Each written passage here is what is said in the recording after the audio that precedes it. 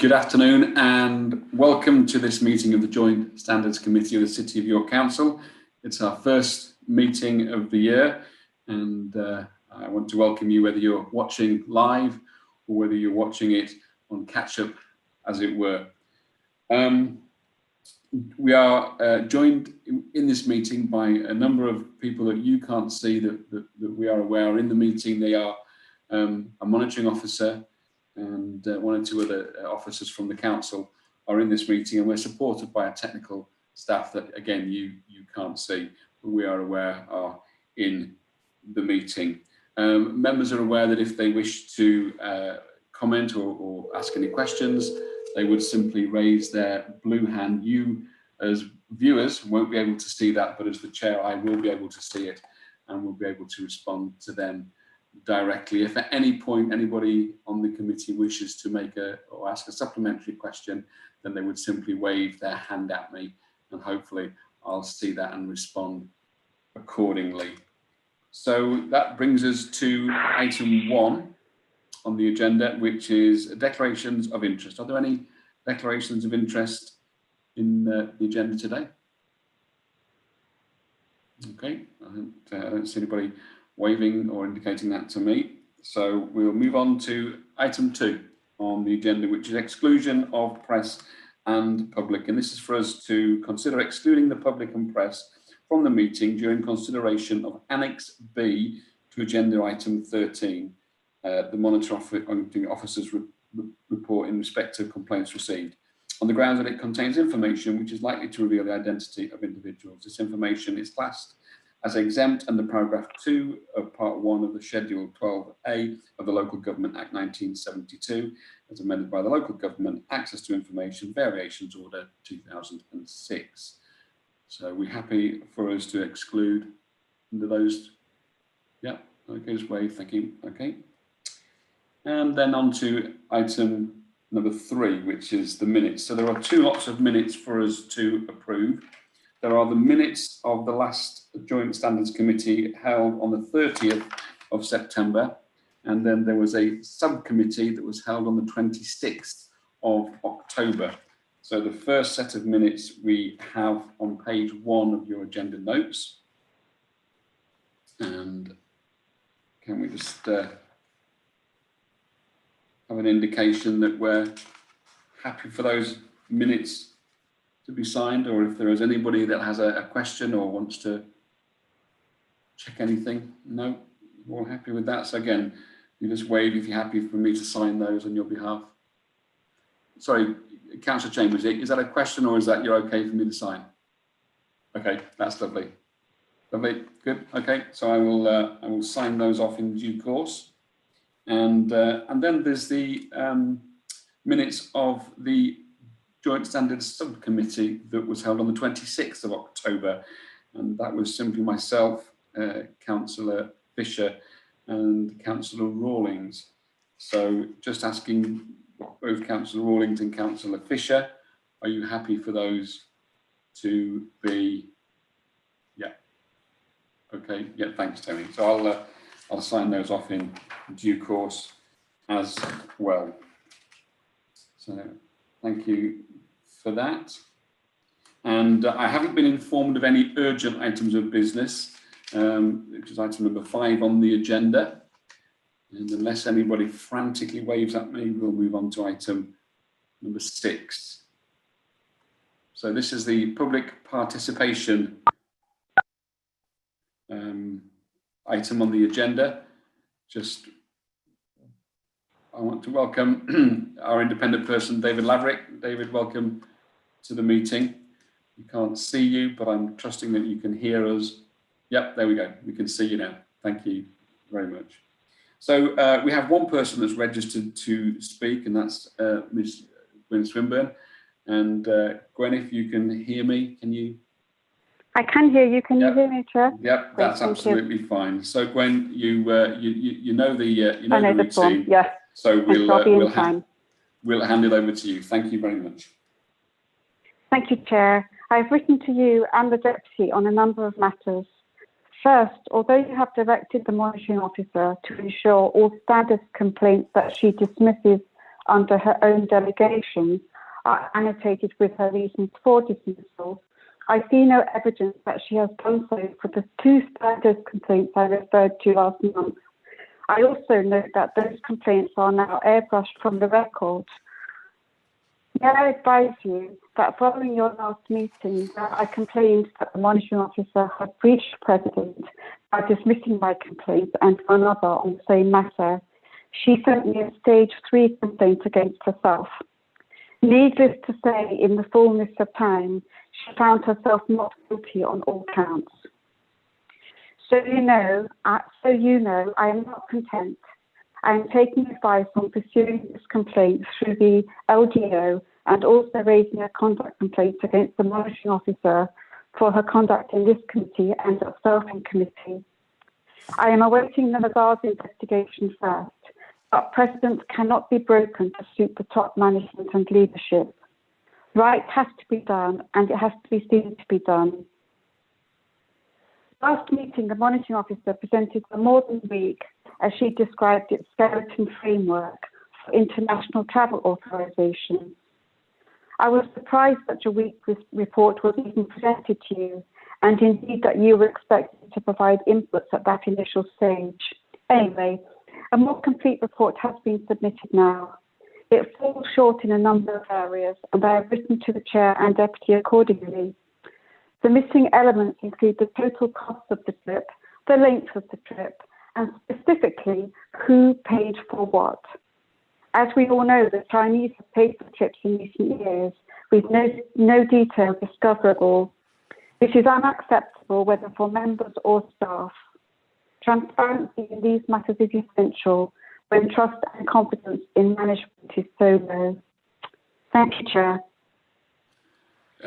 Thank you, Gwen, and the comments that you have raised will be addressed when those particular items are discussed on the agenda. Thank you. Thank you. So there are no more speakers registered, so we'll move on. We go to item number 7, which is the draft annual report. And you'll remember this was a report that was suggested that we have from the monitoring officer. It's good practice, and other local authorities do have these annual reports. But just before I just ask Janie to comment, just a couple of things that I would say on this, and that's it's for us to debate and to finalise. We have a draft report in front of us. Just so you're aware of the timeframes and what would normally happen with this. So normally this would be prepared in May, that would then go to the executive and then to full council. So this is just simply for the municipal year to 2020, May 2020. So there's a lot of things that's happened, obviously, with COVID and the closures and all the bits and pieces that have gone on that won't be involved in the draft report that you've got in front of us. But assuming that we're happy with this and that it's approved and it goes forward, the next report will be pretty close to the end of May and June, July time. So that's the time frame for these reports. Jane, anything you want to comment before we open it up for discussion? No, I think you've put everything sort of quite succinctly, Chair. I just want to emphasise that I'm fully appreciative that this is a new annual report for the Joint Standards Committee. I do think, from my professional opinion, it's very good to publish one because you do have a responsibility for the ethical governance of the council, and the chair of Audit and Governance Committee, for example, does an annual report based on the governance framework for the council. So therefore I think that this would sit very, very well in tandem with that report to complete the governance circle, if you like, of we have the corporate framework, but then we also have the ethical framework, and it also highlights to full council the work that this committee has been doing over the year, and therefore it's an opportunity to share all of the work details with all members of the council in an open forum. We have drafted this for, as you say, Chair, for the purposes of debate, Rachel and I are very happy to receive rewrites, amendments, anything that we've forgotten to include, any sort of rewording that you would like, and obviously seeking a recommendation from yourselves about finalising it, whether that is delegated to yourself and the Vice Chair, or whether you wish us to involve all members on the final draft of it. So we're very happy to take questions and comments and feedback. Chair, thank you. Thank you, Janie. And so I'm going to open it up for debate, and I'm going to call our first member, Councillor Douglas. Thank you, Chair. It's just a couple of minor adjustments, I think. I noticed on page 13 where members of the committee were listed that Councillor Wiseman is not given her first name and everybody else is, for one. And then under complaints on page 14, I thought the first sentence where it says during the municipal year, the council received the following complaints. It doesn't give us a sum total of the number of complaints that were received. I thought that might be useful in that first sentence. And then I think I spotted a typo elsewhere that, on page 15, after consultation on line 3, there's an E floating there that needs to disappear, I think. And those were my comments. Thank you. Thank you. Lovely. Thank you for that eagle-eyed spot, Councillor Douglas. Appreciate that. Yeah, so we'll add Sean's name to that. Anybody else? I see no hands. Anyone wishing to comment? So in terms of its, sorry, Councillor Rawlings. Thank you, Chair. Since nobody else was coming in, I just really just wanted clarity of what we're going to do with this particular report. So you commented at the beginning, maybe I misunderstood slightly. Because of COVID and a new report, we are running somewhat late with this. So do we still intend to push this forward, or actually effectively use this one as a template and kick off at the beginning of, well, now, in order to present it for the next municipal year? Just clarity, really. Yeah, no, and that's a good question. So if I give you my interpretation, and then Janie can either confirm or change that. But my understanding is that this will be just the first report that goes to full council. It'll then be followed very quickly this year by our 2020-2021 report. So this isn't a report, that we just play around with. This was a substantive report, but the next report will be along very, very quickly. A bit like London buses, we wait years for one and then two come along at the same time. Janie, any comments? No, I don't. That is our intention, if the committee so wishes it. So we have a full council coming up. It's month after next. So our aim is to try and get this report to full council, if that is what the committee agrees. And as you say, the next municipal year one will follow shortly thereafter, using a similar template footprint for this. Yeah. Okay, Councillor Rawlings. Yeah, just to come back on that, I think that's an extremely sensible thing to do. The report's been written. It seems sense to pass it, even though it's somewhat historical, and do the two. I just wanted clarity on it. Thank you, Chair. Yeah, lovely. Thank you. Any other comments? My only thought would be that at the moment there's very little change in this, other than just the slight additions that Councillor Douglas made.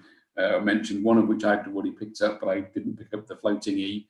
So that's one for you there, Councillor Douglas.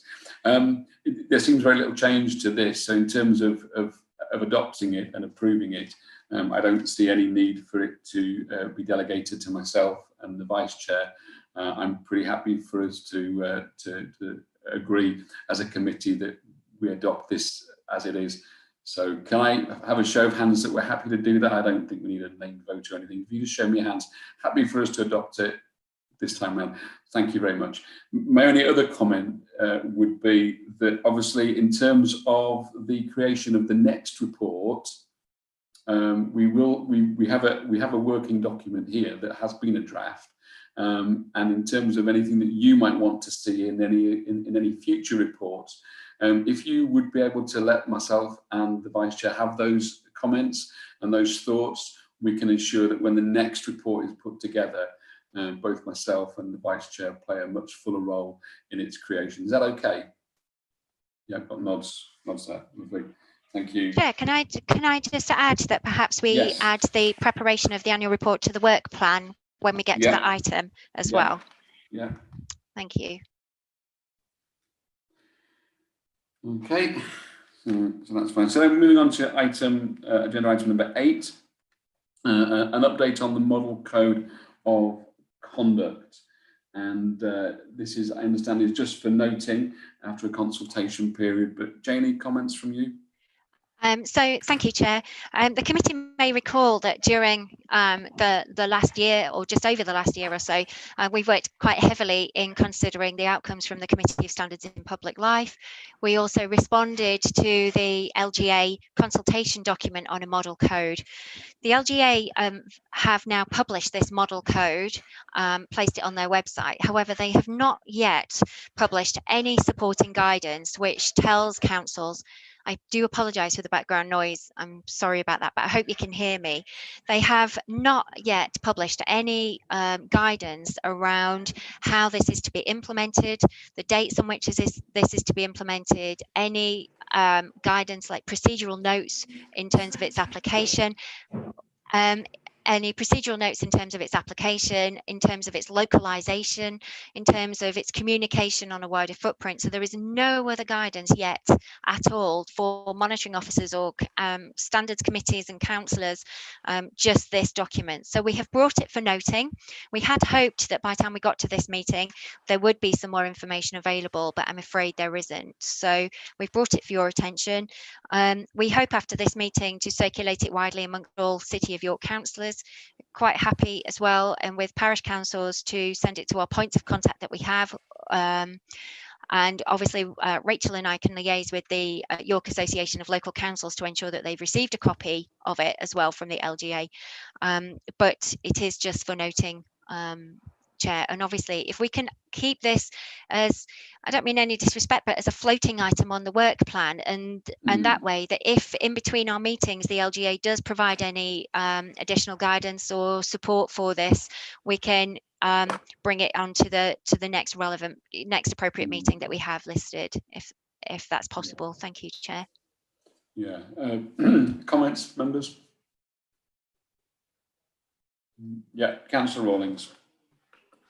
Thank you, Chair. Just so that I've got this right, as I understand it, then we have talked about localisation, and there was a couple of points that come to mind. One was the cumulative effect of gifts and favours under £50. I know Councillor Carr brought up about relatives and the interests of relatives. Obviously, if that's known, but nevertheless, so these points have been talked about by this committee. And whilst we can't localise this document yet, and I accept that, we do have somewhere, I hope, where we've got a list of those points that were raised in the past, so that we can bring them back articulately and they're not forgotten as time moves on. Yeah. Yes, we do, Chair. Yes, we do have a note of all of those points. Some of those issues that you have raised have been raised by monitoring officers nationally with the LGA around some clarity around gifts and hospitality. That's a lot of monitoring officers in the meetings that I've been in feel that the wording is quite unclear, quite opaque in terms of its meaning. So perhaps that's one of the reasons why the LGA is yet to publish any further guidance, because they're still working through reviews and responses that they've received. But yes, we do have a note of all of the issues that this committee has raised previously. So we can, when we bring this back, hopefully we can bring that with a comprehensive list of the issues that we've raised previously, so we don't have to all sort of like scratch our heads and start again. Okay, thank you, Janie. Councillor Douglas. Thank you, Chair. And this is somewhat to do with localisation. I'm just looking at the best practice list on page 33. and 34. And I think there are still a couple of things there that we aren't doing or don't have available within York, City of York Council. So best practice 5 about updating of hospitality and gift register at least once per quarter. And also number 6, publish a clear, straightforward public interest test. We did raise that some time ago, I believe at the end of 2019, and asked the previous monitoring officer to give us a suggested or template for a public interest test, and I don't think we ever saw anything, so I'd just raise that again for you. Yeah, thank you, Councillor Douglas. I mean, there is, my understanding is that obviously there is a code of conduct currently in place, so this will obviously make that code of conduct a lot more robust, and make our position as members, both City of York councillors and parish councillors, more transparent in terms of what we do and what we need to do to ensure that we are adhering to best practice. So I've noted the comments. Anybody else got anything that they wish to contribute before we move on? No, thank you for that. So on to agenda item number 9, which is member development, and a couple of things that I want to just talk about before I hand over to Janie, and that is that in most walks of life, most professions, continuing professional development is a given, and I know that many of the members on the committee are aware of that and have been involved in that in their working lives, either previously or currently.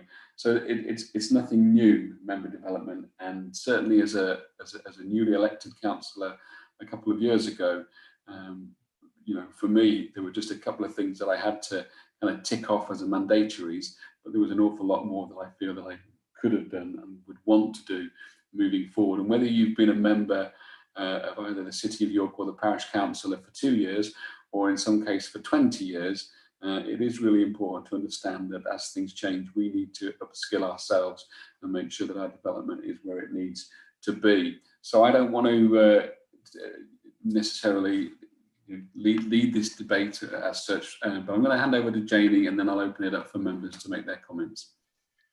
Thank you, Chair. So member development is absolutely a fundamental role of oversight for this committee. What we want to do is Rachel and I want to work with yourselves about trying to kind of learn from what you think worked really well that you've had previously.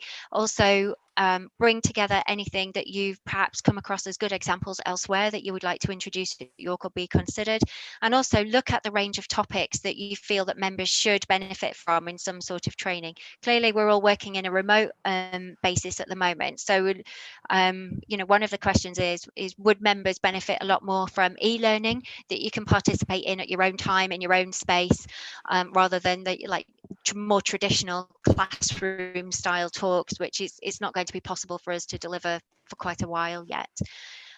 What we have suggested in the second paragraph under background are some topics as a starter for 10, really, for enabling some debate this afternoon.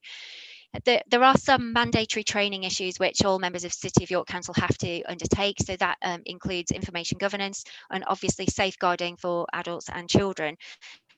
We would also like to offer some training around corporate parenting, as every elected member and officer has a corporate parenting responsibility, and we feel that that is important.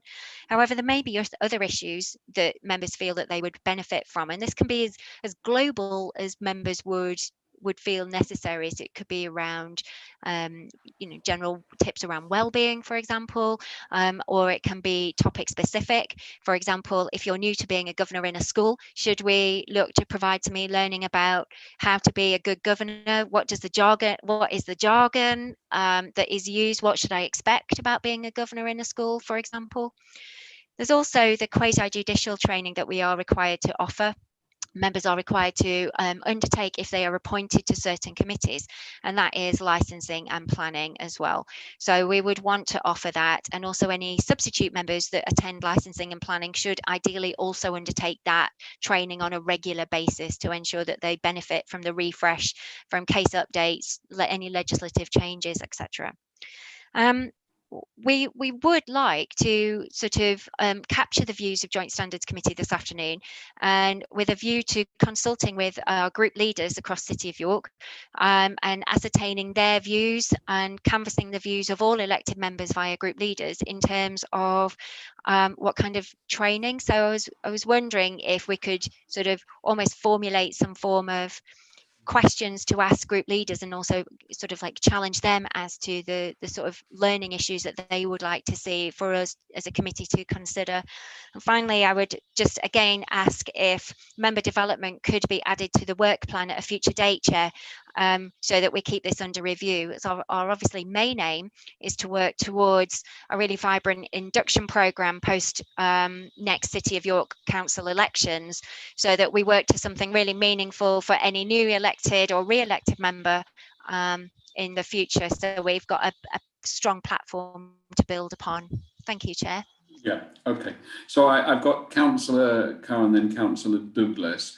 I will just as the privilege of the chair, just ask for us to think about one thing that is particularly important for me, and that's that who would be responsible for maintaining this register, as it were, who would be responsible for reminding certain members that they need to do certain bits of training. Now, I'm fortunate enough to be a school governor, and I have a fantastic team behind me that continually, mentions to me, I need to be doing this course, I need to be doing that course, and that's maintained by somebody on behalf of the governing body. I'm just curious as to who would maintain this this register, as it were, of the development that we would need. Janie, and then I'll bring Councillor. Overall, it's myself. I would be the lead officer in terms of ensuring that we deliver the member development training, and also that it's the statutory or the mandatory training rather is taken up.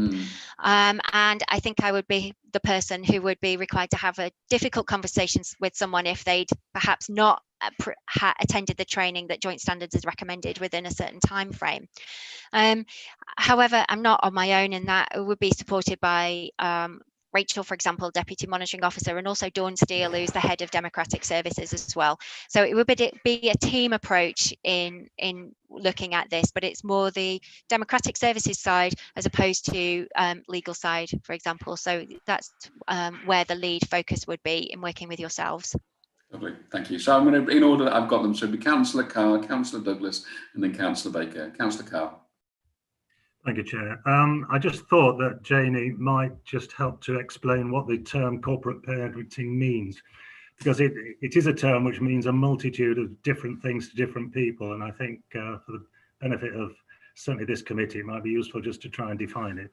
Thank you. Yeah, thank you to Councillor Carr. If I can just say, both myself, Janie's going to give you a very succinct answer, but just so you're aware, myself and Councillor Baker are on the council's corporate parenting board that we met yesterday. So myself and Councillor Baker are aware of what it is. But Janie, if you could just enlighten the rest of us, thank you. Yeah, absolutely. So all councillors, and in fact all officers, have a responsibility to all of the children who are formally looked after by City of York Council. So in effect, we are the parent of all of the children who are in the care of City of York Council. Just as if you are the parent of your own children, we are the parent of all the children that we look after in our foster care placements that we have across the city, or subject to a statutory order. So it's making sure that we are as good as anybody else out there who is a parent of a child.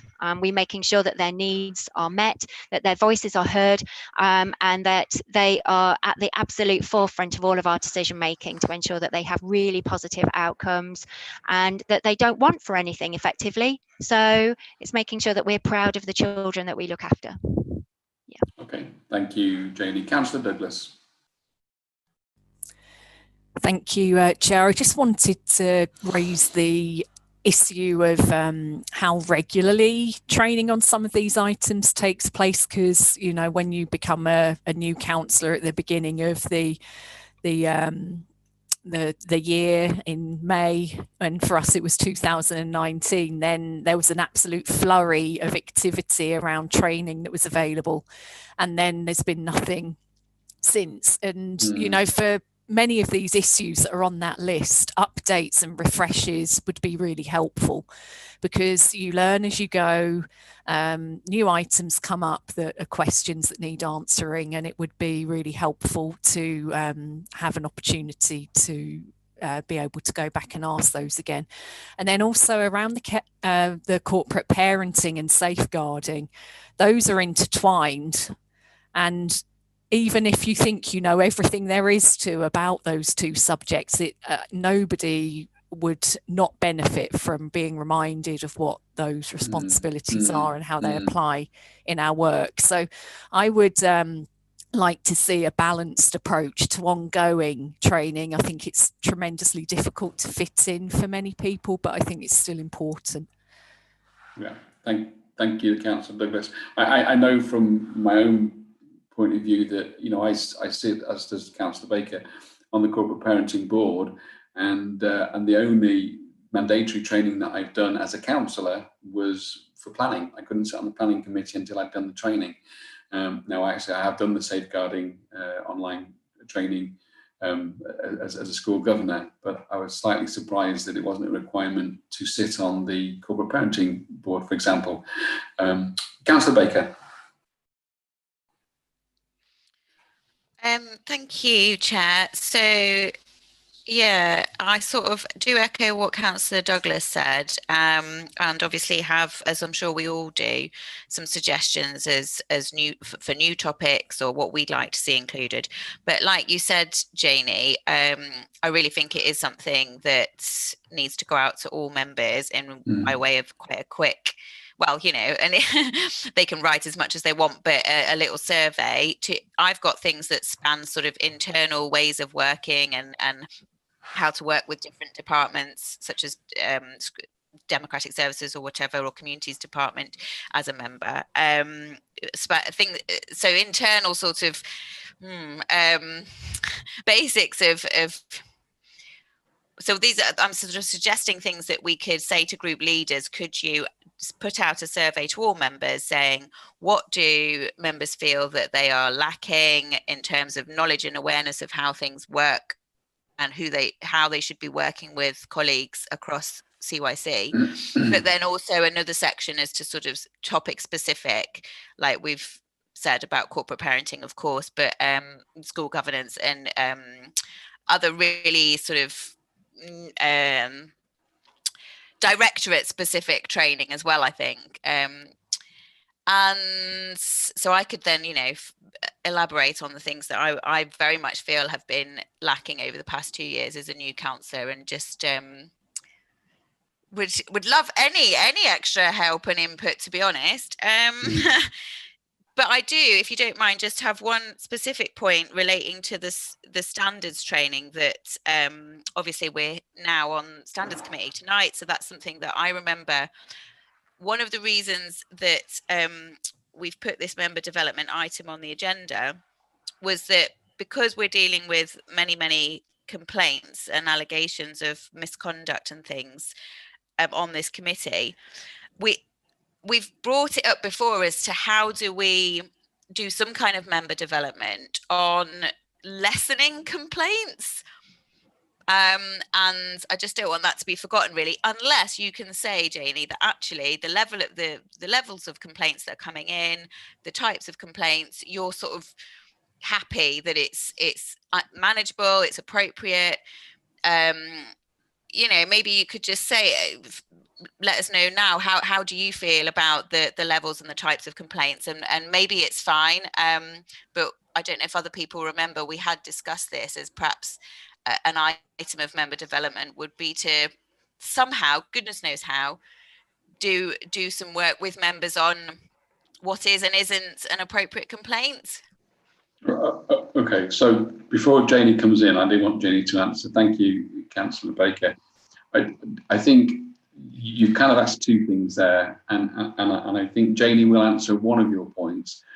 But in terms of asking around numbers and what have you and types of complaints, can we leave that to later on in the meeting when we come to that particular section of the agenda? But in terms of your comment, valuable comment about training for joint standards, Janie, if you want to answer that one.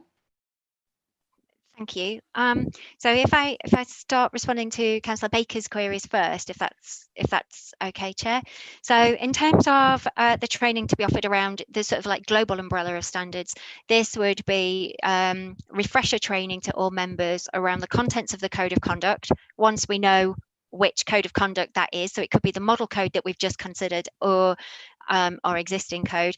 And then we would also look at refresher training around the member officer protocol as well, because we do have that as part of our constitution. And so we would just do refresher training around those two elements, obviously tailored as and when we receive updates from the LGA, or following themes that this committee notes coming out of complaints that have been considered by this committee. In terms of, I think Councillor Douglas asked around sort of frequency for some of these training issues. There is a legal requirement that all officers and members do undertake annual information governance training. And that is because you have, in one way or another, a capacity in respect of data and information governance. So there is a legal requirement that that is undertaken on an annual basis, and we do have to report the volume of training undertaken by both officers and councillors to the ICO. So in terms of licensing and planning, that should definitely happen following the election. And I'm very pleased to note that it's been commented on that you did attend it and you haven't sat on a committee prior to, of not having had the training. However, I acknowledge we do need to be a lot more alive to offering refresher training, to having perhaps more of a stronger role for substitutes to make sure that they do gain access to that refresher training. So we'd need to work with those two departments on having appropriate training sessions for those. In respect of safeguarding, Councillor Douglas is absolutely right. The corporate parenting and safeguarding are interlinked. However, part of the wider umbrella around safeguarding is knowing what to do if you had a concern, either in an adult's environment or a children's environment, or if you came across a resident and you just something didn't feel right. How would you raise the concern?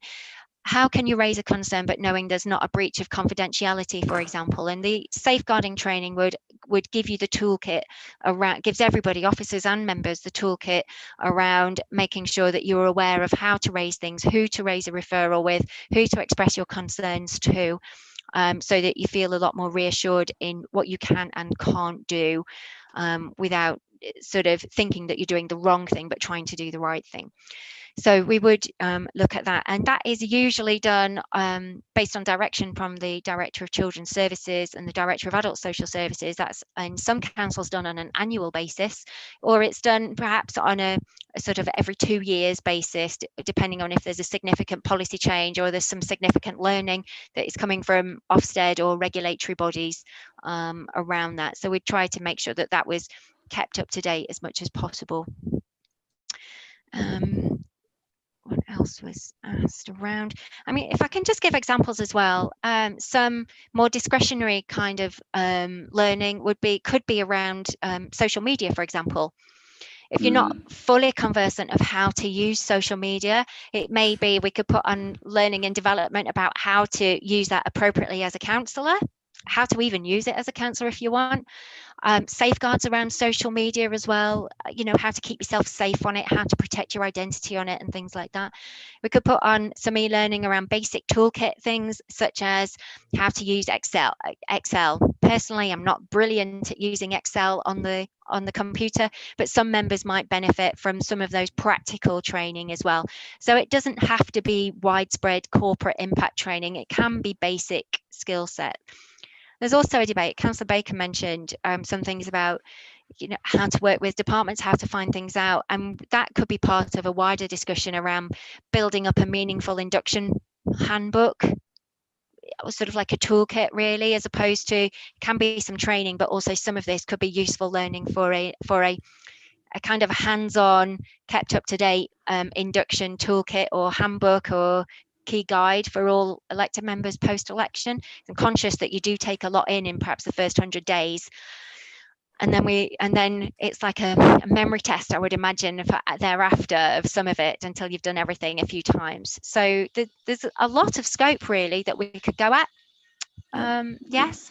Okay, thank you, Janie. I'm aware that two hands went up almost simultaneously. One came down and one's gone back up again. So if I take them in this order, so Councillor Rawlings and then Councillor Fisher, I'm really keen to hear your contribution. Councillor Rawlings. Thank you, Chair. A lot of the topic things that I was going to talk about, you've just covered, Jamie, so thank you for that. The two areas really want to open up for debate and one for comment. One would be, it's important we keep appropriate records of it. I get the impression that in the past, when training's been done, records of what councillors had what training were not particularly well kept. And therefore you get that cycle of refreshing, which you've talked about. And the other point would be e-learning, and others may well disagree with me, but personally, I'm a real big believer in e-learning. We don't do any of it for councillors, to my knowledge, at the moment.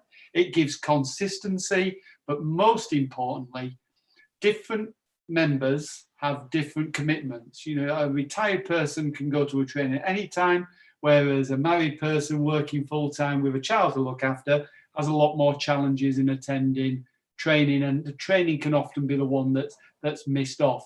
E-learning, if done correctly, can permit a lot more accessibility to the training and therefore a bigger uptake. Other members may well disagree, because there is benefit in face-to-face as well when we get back to it, and I get that. But I do think that there are challenges for certain members in attending when we're talking about a substantial increase in the amount of training, which is the right thing to do. Thank you, Chair.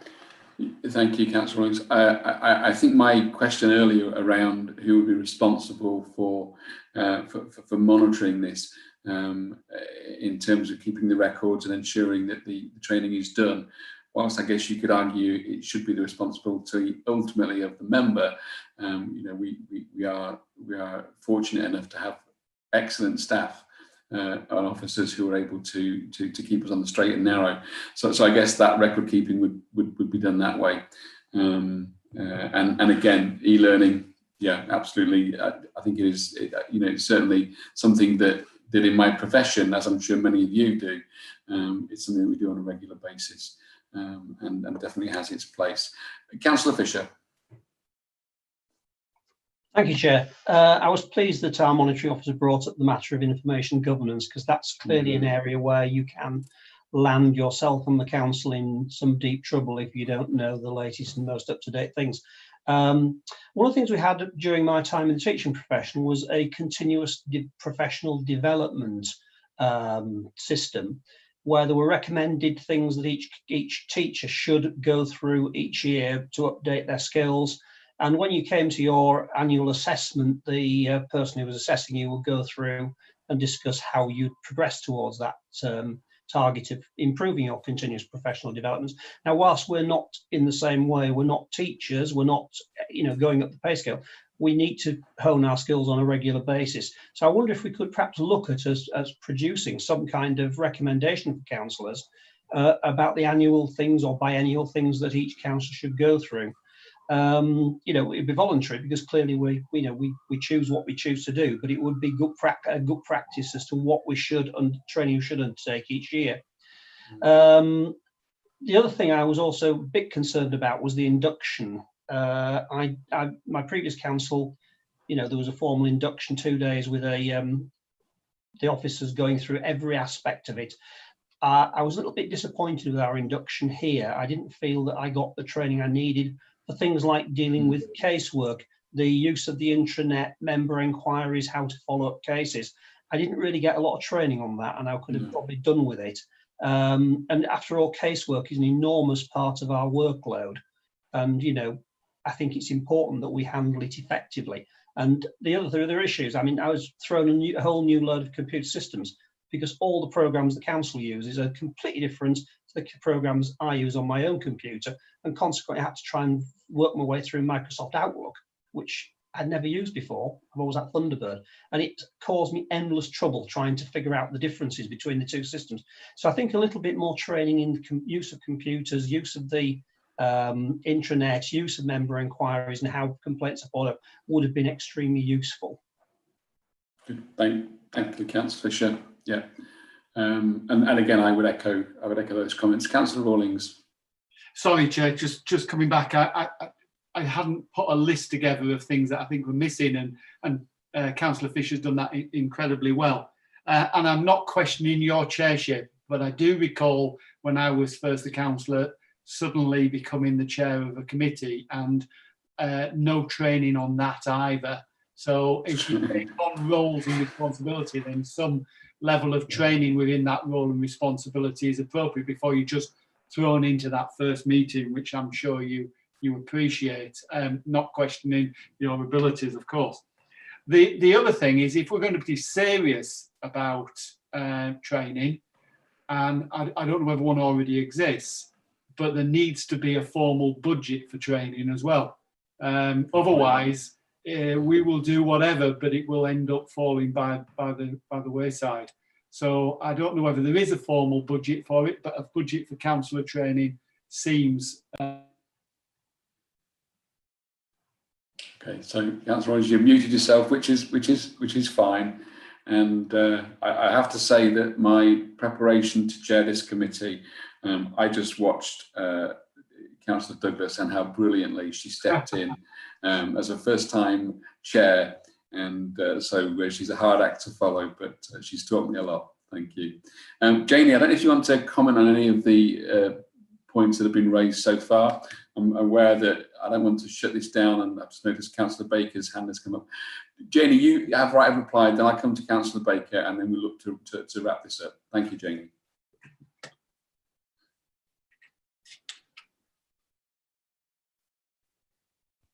Okay, sorry, I thought Councillor Baker might be saying something.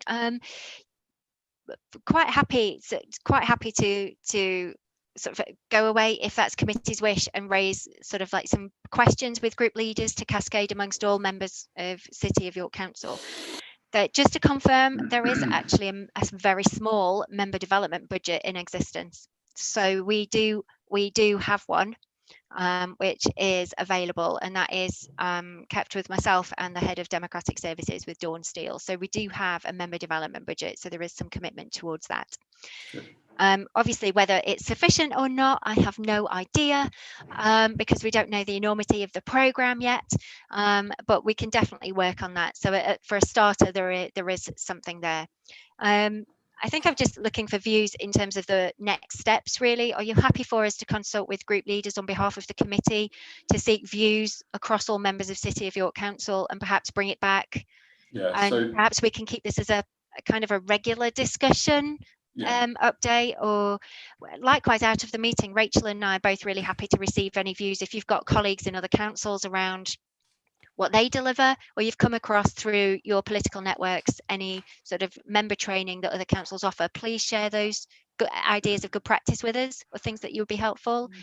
We would really appreciate that. Good. Okay. So I'm going to wind it up in a minute. I do want to hear from Councillor Baker, and then I'll wind it up. But a couple of things I want to say as we kind of bring it together. Councillor Baker. Thank you, Chair. I'll just be really quick. It was to reflect what Councillor Rawlings said about chairing a committee. I mean, I did have some brief training when I first became a member, actually. I attended it voluntarily, even though I wasn't a chair of any committee then. But you know, I just wanted to make the point that actually the scrutiny system has gone through some significant changes recently in terms of the governance and management of it, and the prioritization of topics and all things to do with scrutiny. And I think that sort of quite urgently could do with some member briefings on it. But yes, obviously I will write all this down. Oh, there's my video gone again. Sorry, everybody. I will put all of this down in the member survey. So thanks for doing that, Janie. Good. Good. Thank you, Councillor Baker. So just bringing it to a close, there's a couple of things I want to just mention. Firstly, that I am very encouraged that group leaders have already looked at this suggestion, and you know, we need to be aware that our group leaders meetings are fully inclusive of every single elected members represented within that, apart from one. So that's encouraging for us as City of York Council members, and the fact that the group leaders are behind this is very encouraging for us. One of the questions that I had, which I can discuss further with Jamie later on, is that for those of us that are in political parties, we do have certain training that our associations provide. I know I've done several courses with my association, and how we integrate those, as I'm sure the other parties have, and none for those that aren't affiliated to a particular party. So how those are integrated would be really good point to look at. But we are being asked to formulate 4 or 5 questions which can be used to quite rightly canvass the views of the wider membership of the City of York Council. I think it's really important that we're seen to be, again, I use that word transparent deliberately, and inclusive in terms of other people's thoughts and opinions. Janie, one of the things I should have got some clarity on, I'm aware that we have 2 parish council representatives on this committee. So this this development, member development, is this exclusively for City of York members, or are we looking for it wider than that? So at the present time, it's exclusively City of York, because parish councils do have, I think, a training network through York Association of Local Councils. Yeah. So, you know, I think we have to sort of get City of York's off the ground, or refreshed or reinvigorated, whichever word I think is best to describe it. So it's City of York at the moment. Yeah, thank you, Janie. Councillor Fisher. Thank you, Chair. I think it's something we should encourage parish councils, whenever possible, to try and put a training budget. We have a training budget at Strensall with Turthorpe, and councillors can, you know, access that.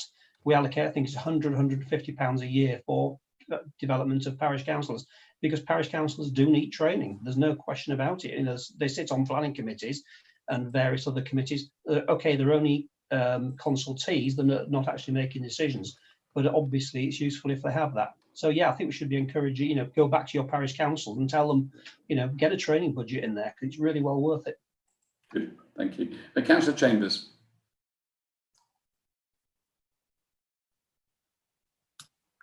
Yeah, thank you very much indeed. I just feel that if we are, parish councillors apply and are accepted to sit on the Joint Standards Committee, they ought to be expected to meet reasonably the same standards as those councillors who are already on the Joint Standards Committee. Otherwise, you're in danger of getting a 2-tiered approach. Yeah, very good point. Thank you, Councillor Chambers, and one that I know that Jane's made a note of there.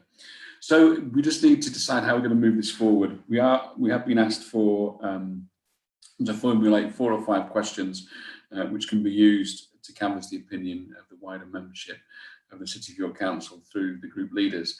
I'm really loath to sit and try and put all those together here and now. So can I suggest that that's something that we look at? If you have questions that you feel we would or should include, then you let me have those. And I'm just thinking, Janie, in terms of time scales, how soon are we wanting this? I'm just thinking whether we bring this back to the next meeting, keep it on the work plan, or whether it's just delegated to myself and the Vice Chair to move this forward. I don't want to exclude anybody particularly, but at the same time, I don't want to drag it on longer than we can do. No, I'd be guided by yourselves in terms of timeframes. Obviously, we know that the static date is the City of York Council elections.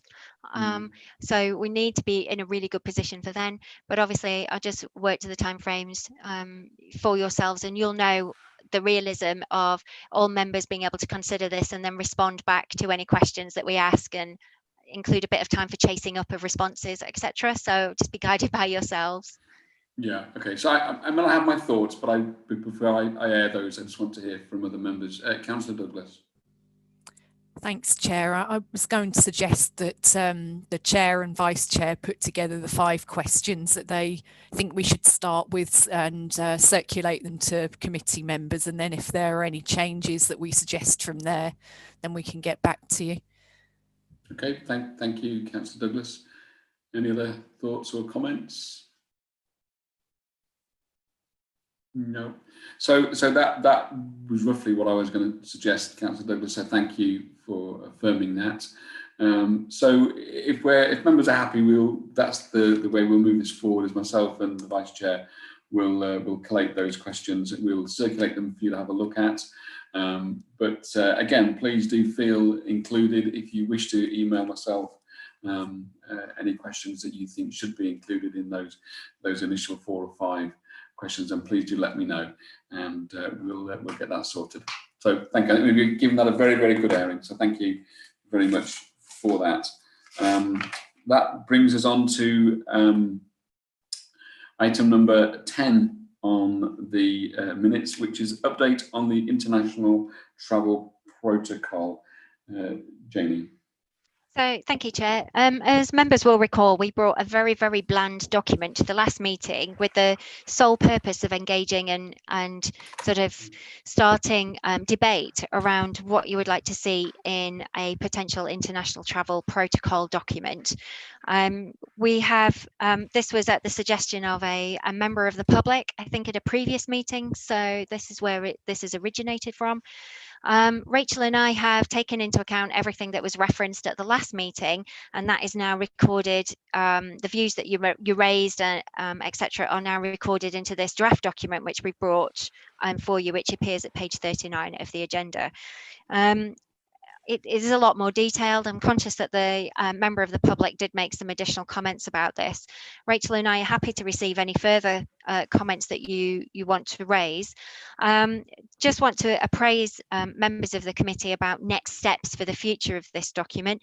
So when Joint Standards is content with this draft document, it will then transfer to the umbrella of Audit and Governance Committee, who've got responsibility for the Council's constitution, with the intention that this would be considered by that committee for inclusion into the Council's constitution, so that it's publicly available for everybody to see and it satisfies transparency.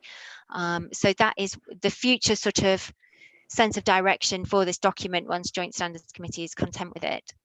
But happy to take any comments that members may have on this second draft, more sort of detailed draft of this document. Thank you, Chair. Okay, so I want to open it up for debate and see what the thoughts of the members are. So we'll start with Councillor Douglas. Thank you. Thanks, Chair. I think there is a slight typo in here as well, that I was under bullet point 2.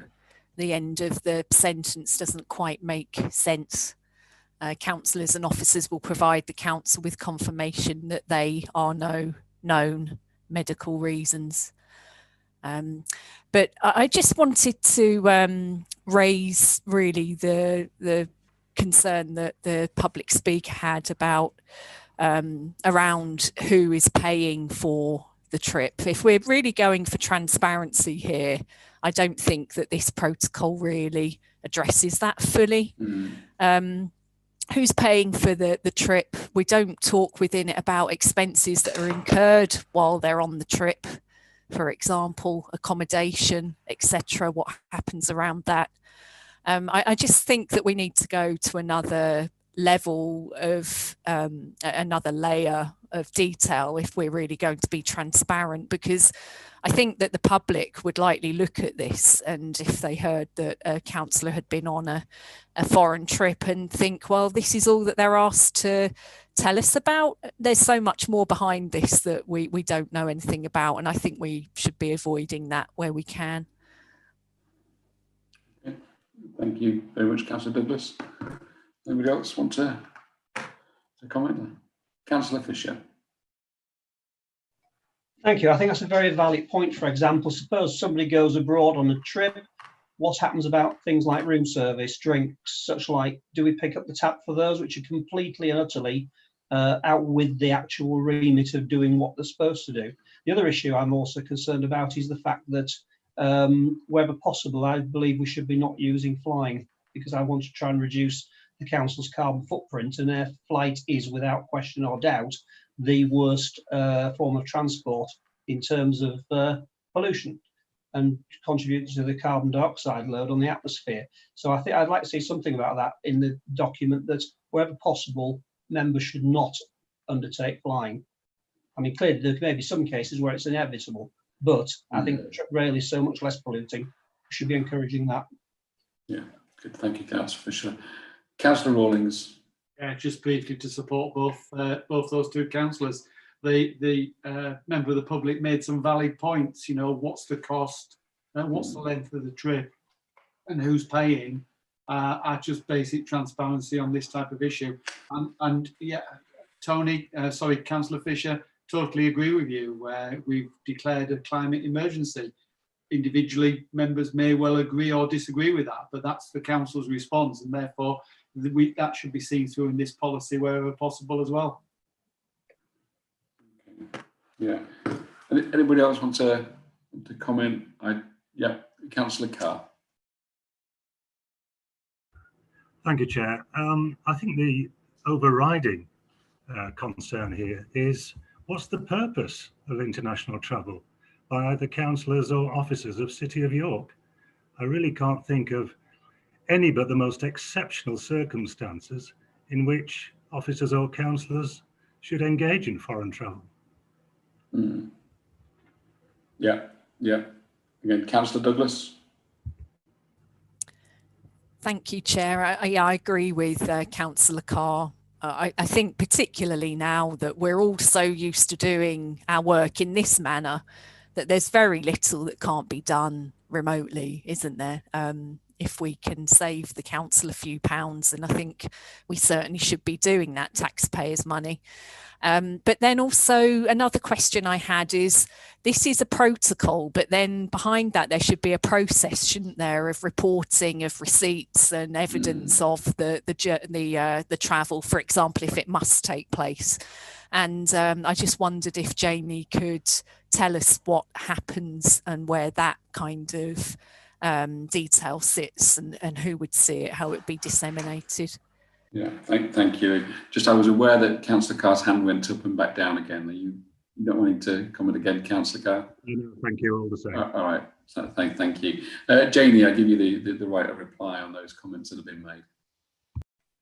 Okay, just in terms of receipts and evidence, etc., there is currently already a process in place where any claim by a councillor should be supported by receipts. We're obliged to hold those. Also, Democratic Services currently funds any travel in a normal environment, so purchases, train tickets, etc., for councillors. So councillors should not be purchasing their own tickets and then seeking it back from us, because Democratic Services do take on that role of getting the cheapest train ticket to get to the venue wherever it is, and that's in an ordinary place. So we already have systems and processes in place for things like evidences and receipts, etc. And we are required to publish member expenses as well. So we would do that where it's been incurred by the member and we've refunded it. We are going to work with the Section 151 as well, because for purposes of the accounts, she also needs the correct records for expenditure for her. So processes around this particular protocol, where it is considerable expense, if, for example, we did buy a plane ticket or a boat ticket or whatever that may be, we would have to work with the Section 151 as to what evidence she is satisfied with as well, because this would be a high expense. I don't think I've got anything further to say at this point, Chair. Oh, okay, so I have a couple of thoughts myself, but I want to. I'm keen to hear the thoughts of the independent persons. I don't know if you feel you'd like to, either of you like to comment. Give you your opportunity.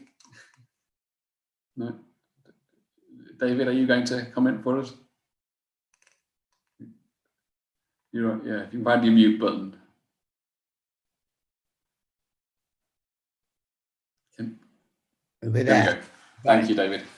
It did strike me that there will be some occasions when you might expect members of the council to go abroad on council business. I mean, you're twinned, I think, with European local authorities. And there are also some international conferences. Certainly in the past, I have been sent abroad by public authorities. Okay, thank you for that, David. So I want to kind of round this up, but I don't want to stifle anyone that feels they may have anything to say. I think there've been really valid comments and comments that I would echo. I guess the one that I would probably want to stress more than any of them is the need for international travel, and if there is, to try and where possible minimise the use of air travel. I think it would be really important for us to have some wording of that within this protocol. And again, I do recognise that in today's society and the age that we live in, we probably do need to question whether international travel is necessary. I guess for me, it's one of those things where there always will be occasional need to travel internationally as a representative of the city and of the City of York Council.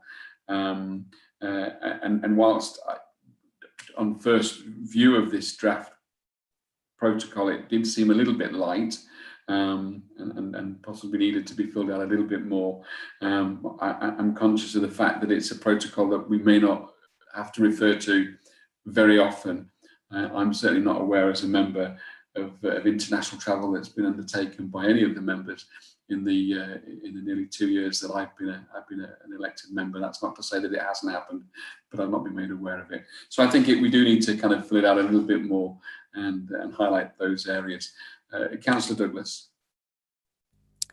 Thanks, Chair. Yeah, I don't think it's been in the past 2 years, but before that, there's definitely international travel, and it wasn't very clear who had paid for the trip and what the purpose of the trip was. And also, as we've spoken about previously, the responsibility of members to upkeep their register of gifts and interests, etc. It often didn't appear on there either. So there's quite a lot of work to do around this. And within our code of conduct, there's no expectation that when a gift is received that it will say on the register who has given that gift and or paid for a trip, for example. And I really think this is an area that needs tightening up as a local adjustment to our expectation of members. Yeah. Thank you, Councillor. I absolutely agree. And there's nothing that's been said in this section that I wouldn't absolutely agree with. Janie, I want to give you just the final say on this before we move it forward. I think, as I said at the outset, this is something that was encouraged to be developed by a member of the public. It's a work in progress by the committee. So we had the debate at the outset. We've brought something further detailed and very happy to update it.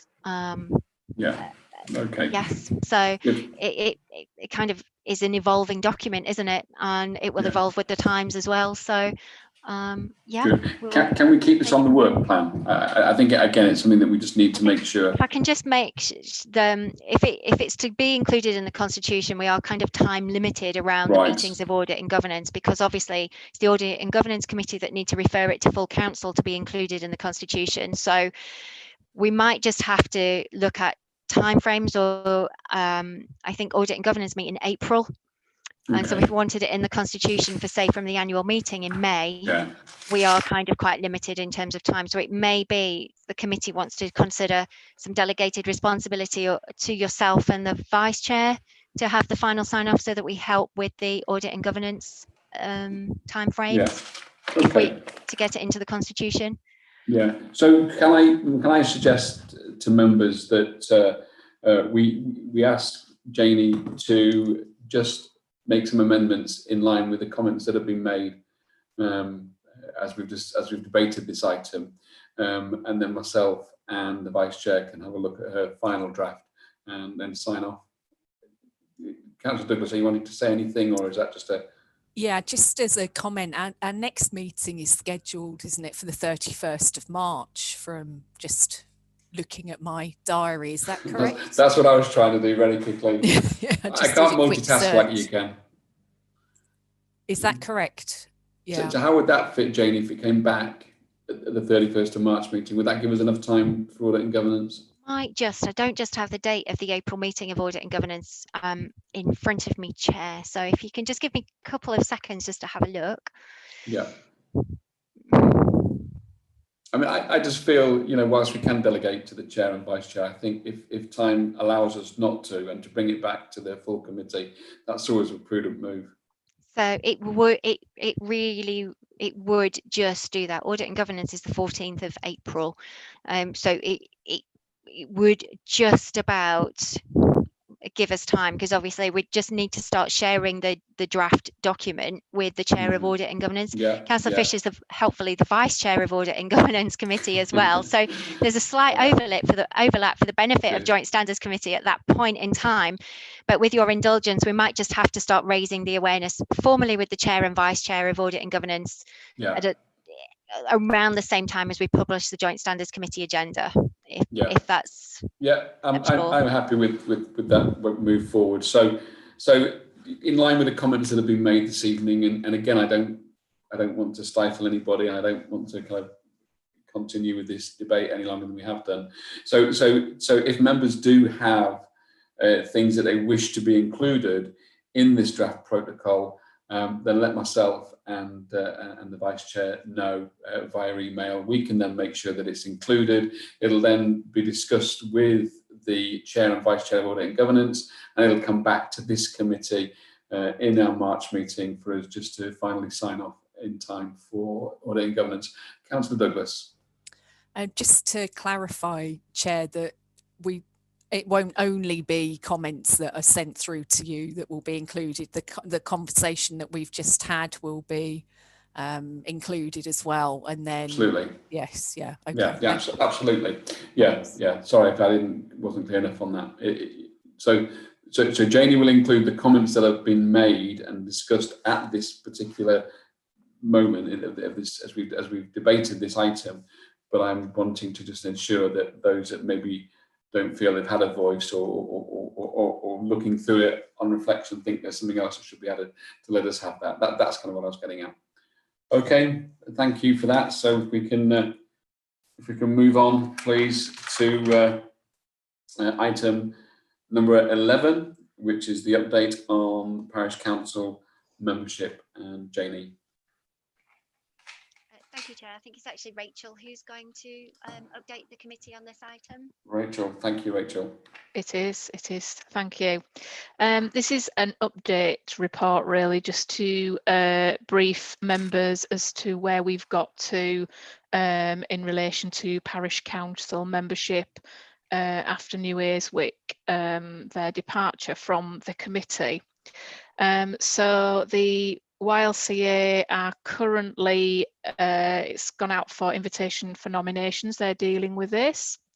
I think the closing date for receipt of nominations is this Friday at 5 p.m.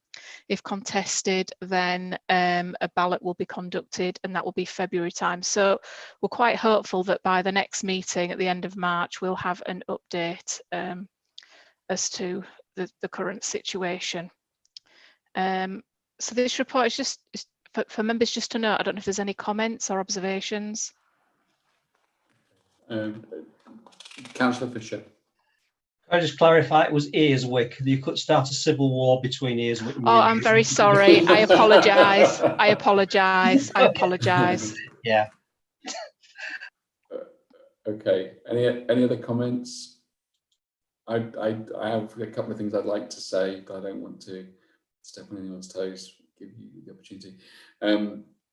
Certainly, I don't know how many of the City of York councillors that are on this committee are parish councillors. I think certainly 3 of us are, maybe more. But yeah, myself and Councillor Carr and Councillor Fisher are members of parish councils. Certainly, I would encourage you as parish councillors to, if you're able to try and have either Janie or Rachel attend your parish council meeting. We had Janie attending one of our parish council meetings at Merton, and it was very, very beneficial. I think it's really important, particularly on areas of recruiting parish councillors to this committee. I think it's really important that parish councillors understand what the role of a parish councillor is on this committee. And I've certainly been very vocal in the 5 parish councils that I have to sit on as to exactly what the role is, and I've encouraged a number of parish councillors to look at moving it forward. So it would just be a comment of encouragement. If you are a parish council, please do speak to your colleagues and your chair, and if you are the chair, you'll have the opportunity to do it. But please do invite either Janie or Rachel or any of the senior officers to attend your parish council meeting. Janie, I don't know if you want to comment on that. You were there at. I did. I was at Merton Parish Council, and thank you for their kind invitation as well. I'm very happy to accept any invitation to attend any parish council meeting. There's an introduction of they can put a face to a name kind of thing, or just general queries, but quite happy to build links on behalf of this committee and also as the monitoring officer with our parish councils as well. It's certainly helpful for myself and Rachel because we receive, as you'll see later in the agenda, a number of complaints from parish councils, and all of them have slightly different code of conducts that we're discovering. So obviously in helping in terms of interpretation, so that they can actually see us as part of that complaints process and ask us questions about a process rather than case specific, anything like that, we'd be very happy to attend. And so and it's part of building stronger relationships really, and strengthening the profile of this committee as well, and promoting the work of this committee and that it is accessible to parish councils.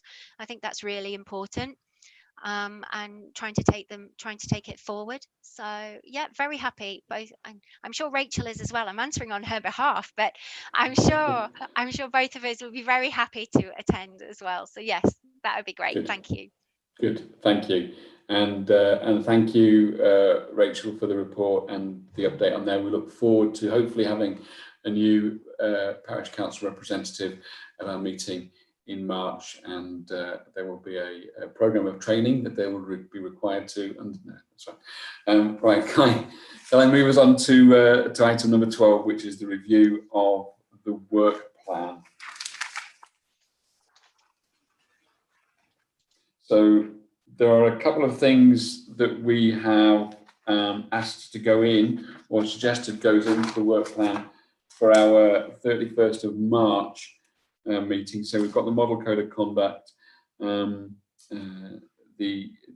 update on how the Joint Standards Committee and CYC can better support parish councils, and obviously the monitoring report in respect of complaints received. We've suggested that the model code of conduct, which we've already got in the work plan there, is in there, and member development. That was the other thing that I think we wanted to put into the work plan. Yeah. Yes. Agreement on that. Anybody got any other comments, Janie? We've also agreed to add the draft annual report for 2020-2021, and we've also agreed to bring back international travel protocol, the draft international travel protocol as well. Yeah, lovely, good. That seems to me to be enough for the March meeting. Okay. So just moving us on, and we go on to item number 13, which is the monitoring officer's report in respect of complaints received. And at this point, I just want an overview from Janie and Rachel, and then obviously we will go into a closed session to look in more detail at the list. But I'm just mindful of the fact that we did have a comment from a member of the public earlier, and I do believe that we have a reply for that. So if I hand over to Rachel, please, just to give us an update on those comments, and then Janie, if you have anything to say, and then obviously we'll go into private session. Rachel. Thank you, Chair. Yes, the complaint number 2020/06 I can confirm that that was updated after the last meeting. It happened in closed session, in the private session, therefore the public speaker may not have wouldn't have known about it.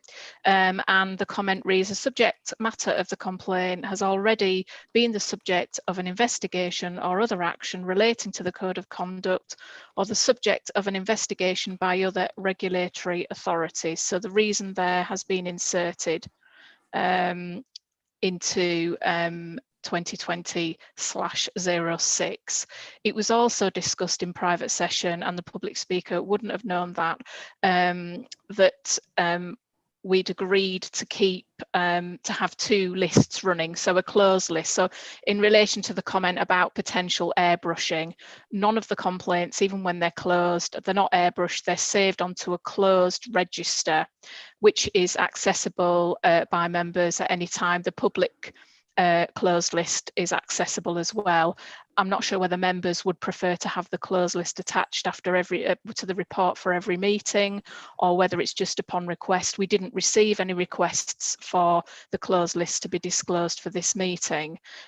What we do is, if a matter is closed in between meetings, it's kept on the open list until after the meeting, so members get the chance to have a discussion around it, and the public get the chance to see where that complaint has gone to. And then after any discussion with members and any meeting, it's then moved on to the closed list. So I don't know if that clarifies the position for the public speaker and also for members. Okay, thank you, Rachel. Councillor Douglas, I noticed you got your hand up. Thank you, Chair. Yeah, I think we should have a public view of closed cases for a bit longer than we currently are. It is opaque. I think it seems to be falling off the list quite quickly. And it can be quite a challenge to go back through all the paperwork and find out what happened. So I think for transparency that perhaps we could agree to keep closed on there at least for a short period of time, so that the public can see what has happened in the past months. So would members prefer to keep closed cases on an open list or have a separate closed list? Councillor Rawlings. Chair, just in response to that one, I personally would like to see the closed list for the year. Just so, so we move it away and we've got two documents, one open and one closed, but obviously other members may have a different view. But if we keep them for a rolling year or the current year, then at least we've got that transparency, which Councillor Douglas quite rightly raises. Yeah, okay. I mean, I personally, I think I agree with both comments. I would like a rolling 12 months rather than just the last year. Any other comments from members? No, Jamie, anything to comment on the on this particular item in respect of the complaints received at this stage? No, Chair, just I think it's just commenting on the volume of complaints that we've received since the last meeting in September, which in my view is quite high. So we've received 10 complaints since the meeting in, I think it's 10, if I can do my sums correctly, 10 since the meeting in September. And so we've got 11 currently going through an investigation. So in my experiences, this is actually quite a high number of complaints that we've received. Okay. Councillor Baker, I know you had a comment around numbers. Has that been answered, or do you want Janie to expand on it? Well, I mean, we don't need it expanded on in detail right now. I just wondered whether any other members felt the same, that it was something still that we should, like I said before, I do not know how you would develop member training in sort of, well, it's public. It's a tricky one. It is difficult. If just to support Councillor Baker, that is really, really difficult, because what it is about trying to make sure that everybody has understood the code of conduct and what constitutes appropriate or inappropriate behaviour. What is trust? What is an example of bullying, for example? What is an example of disrespect, for example? So it is. And I think quite just off the top of my difficult. head, you know, I'm sure there are plenty of other professional trainers that could advise on this, but simply, you know, doing a sort of paper exercise of giving members this code of conduct and saying, yep, you've read it, great. That's just not good enough, is it? It's something a bit more in depth that is needed. And obviously I know we're all adults and very experienced and should be able to figure it out, but I don't know, some kind of It's like case study, really. and it's case study, and it's a yeah. bit more mentoring, really, It rather is. than just And feeding e-learning into you. It's not. And some of this as well is also about the ethical expectations by the respective political groups themselves as well. So you know, there is also an ethical governance framework I'm aware of within the actual political groups as well. So it's kind of making sure that what we do complements the training that the political groups also offer, and the expectations that respective political groups have about what is appropriate ethical conduct in order to represent your political party as well. So because a lot of monitoring officers actually experience that it is the sanctions within the political group that actually have a lot more teeth than the code of conduct itself. So, and expectations of managing behaviours within the group is sometimes a lot more effective. So it's very difficult. I will absolutely fully support Councillor Baker. It is really, really difficult concept to try and get across. But again, there's also the weight of this committee as well. As we put annual reports together for full council, you can make observations of any themes that may come out of complaints, or you know, from time to time we can issue some guidance. That's not unheard of as well, about observations and about expectations around respecting the code of conduct. You know, if the need arises, that might be something that I'm not ruling out at some point in the future. So it's a work in progress, I think, Chair. Thank you. We kind of drifted off slightly. I was just wanting to make sure that the numbers question had been answered there. There's a flurry of hands have gone up, so I'll take them. Hopefully this is the order in which they came. So Councillor Carr, Councillor Chambers, Councillor Rawlington, Councillor Douglas. Again, I'm just aware of time. If we can try and make your points as distinct as we can. Councillor Carr. Thank you, Chair. It was basically a bit of reflection on the numbers, Janie. Do we have any sort of comparator figures for similar sized local authorities? Do the LGA publish anything or produce anything like that? Because that also struck me that reading this report, reading this agenda, the numbers of complaints do seem very, very high, given the relative smallness of the local authority we're in. If it helps, Councillor, I looked at the 3 months previously, so July to September, and then September to present. We had 5 complaints in the July to September period, and 10 since the September meeting to date. So we've doubled complaints in the last few months, and between July and September we only had 2 investigations we were running. I say only, they are very, very time consuming. We don't have any full-time investigating officers just kicking around. We have to ask officers to do this amongst their day job. So to now have 11 when we only had 2 running in the previous 3 months, that is quite a jump.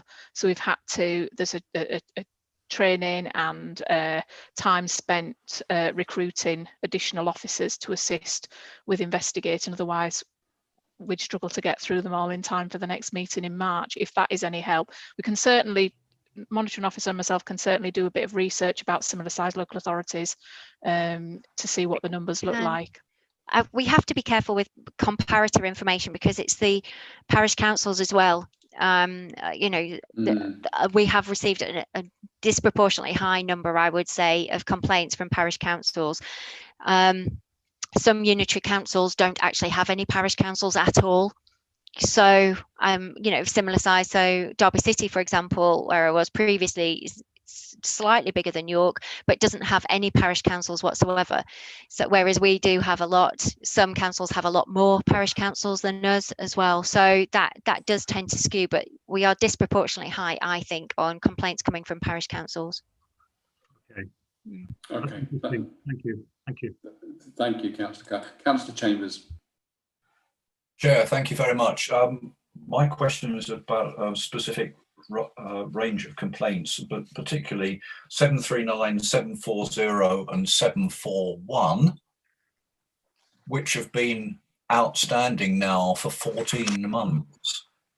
Now, I appreciate that we are in unusual circumstances, but two issues. One is it talks about outcome of investigations into the conduct by another party. Are we entitled to know who this other party might be? And B, is there any sort of real reason why they've been going on for 14 months? If it helps, councillor, we're actually, I don't know whether that's a discussion that maybe you have actually resolved to go into private session. So I'm not sure if that is something that could be discussed in private session. We'll pick it up in private session, Councillor Chambers, if that's okay. But we will look at that point. Okay. Councillor Rawlings. Thank you, Chair. I just wanted to go back briefly, if we could, to this closed items, because I don't know whether we got a resolution on that. Given the monitoring officer's comment that there are quite a large number of items that are closed, it just kind of strengthens my view that we should get a list of those closed items to get a perspective of the closed cases, and that it should actually be a separate document, so it's taken out from the ones that are active. I agree. Yeah. I agree, Chair. We'll provide a one list that is clearly marked closed cases, one list that is clearly marked the ongoing or the live cases that we have at this present time, and those that we receive in the future between meetings. And then obviously we've got the live cases for discussion as a closed item. Okay, but I sorry, councillors, I thought. Or you can have a comprehensive list for the closed item of everything. Right. So can we have? The importance for me is we have a list of the closed items that's on a 12-month rolling. Yeah. That I thought that's what we agreed. No, yeah. Would that be suffice, Councillor? That's absolutely doable. In the annual report, we comment on the cases that we've received on a municipal year. So it's not a rolling calendar of 12 months on the annual report. It's the annual report details the cases that we received in the municipal year. So that is April to March. So that's what we will update. The cases that we include, the number of complaints we received is the municipal year as we detail in the annual report, but there's no reason why the committee can't have a rolling 12 months. I think the rolling 12 months of closed cases would be really helpful. That's fine. Okay. That makes an awful lot of sense to me, and I think will give us clarity. The only other thing, whilst we're still in open session, is that the amendments, to me personally, I need to point out that the amendments that we've made to the report, both the private report and the public report over the last few meetings in clarity and detail, really help me better understand where things are going wrong potentially and feed back into the requirement for the training issues that Councillor Baker was talking about. So I just wanted to thank officers for actually including that detail for us. This was very helpful. Okay, thank you, Councillor Rawlings. Councillor Douglas.